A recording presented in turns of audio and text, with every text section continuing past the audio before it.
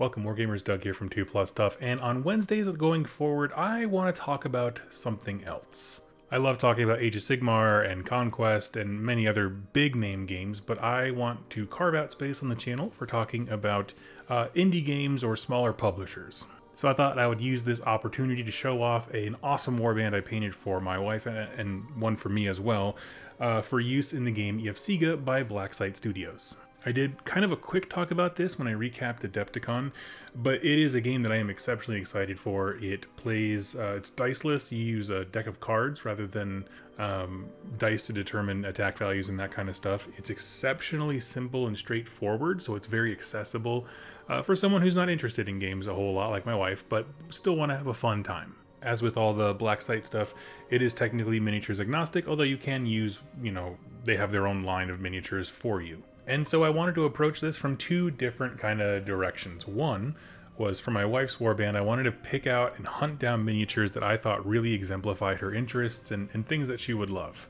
Secondly, I wanted to paint some models that are for an existing game, Hordes, or War Machine, I guess now, and that's the Pharaoh models. That's what I'm using for my warband because I wanted an excuse to paint models that I think are really cool, and that's what model agnostic games are great for. And so I'm going to walk you through the models I picked, the paint schemes we went through, and then kind of basically break down how that translates into the actual game. So it's a little bit of context mixed with game talk and showing off models. And we'll jump right in with my wife's warband. Here is the family photo for all of us. And like I said, I was trying to pick models that I thought really spoke to her and her interests. And so I asked her, like, how do you see yourself in like fantasy games? And she came up with a wizard, so that kind of helped.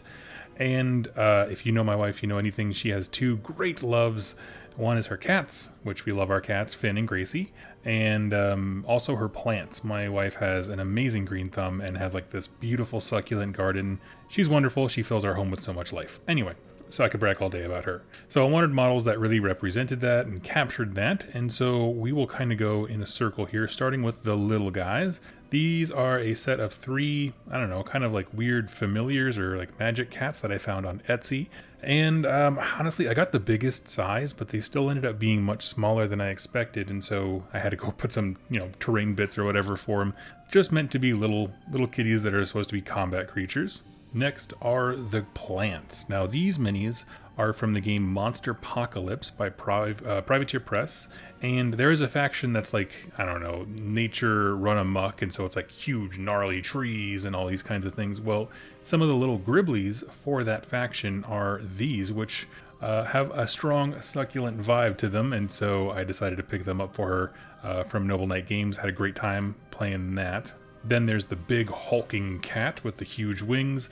Again, found on Etsy. It was smaller than I expected it to be, but it ended up being really cool. It fit perfectly on this oval base that I had from an Age of Sigmar kit, and it works totally fine in game. I wanted her to have some, big stompy, right? Not just a bunch of little things, but some big impressive creature, and I think this fills the role.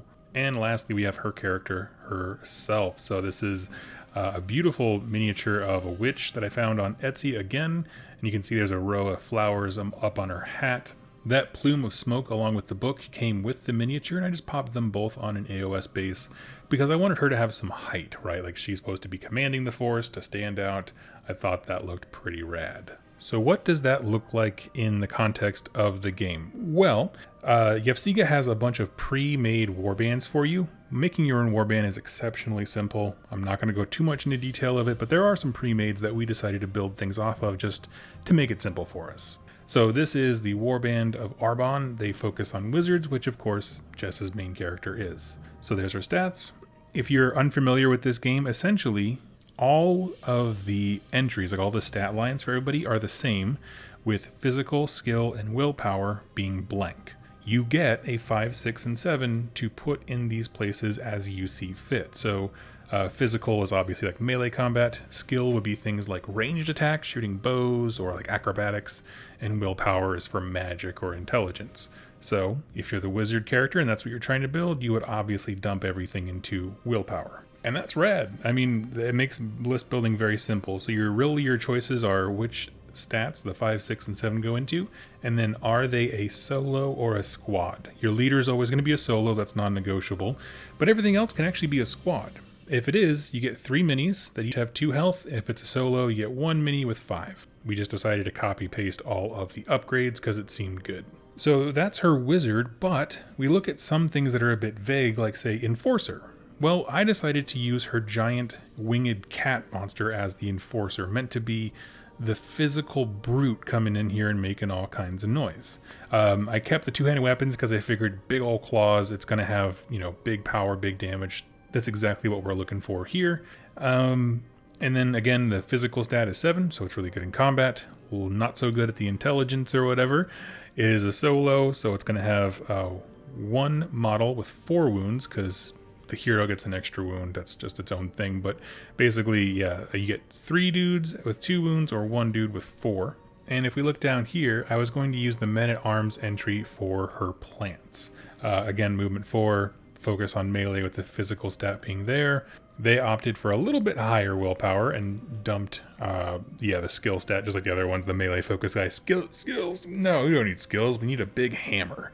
It's a squad, so there's going to be 3 of them, as you saw in the picture, and we're going to use that weapon stat line. It just makes them very, very basic troops.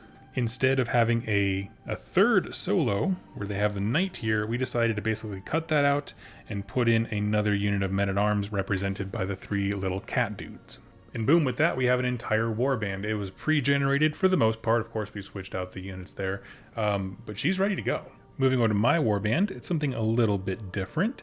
And I opted for using my Pharaoh minis that a viewer, Robin Mankiller, sent in. Thank you so much. These guys are awesome. I've always loved this army. They're some of my favorite models, and I just never had a chance to use them. And that's like the real strength of these, mini agnostic games. So here's the family pack. We actually have the same breakdown of solo, your leader, and then 2 infantry squads as Jess's, because I kind of wanted to mirror it a bit. I wanted to have a big stompy, so she has a big stompy, kind of a thing.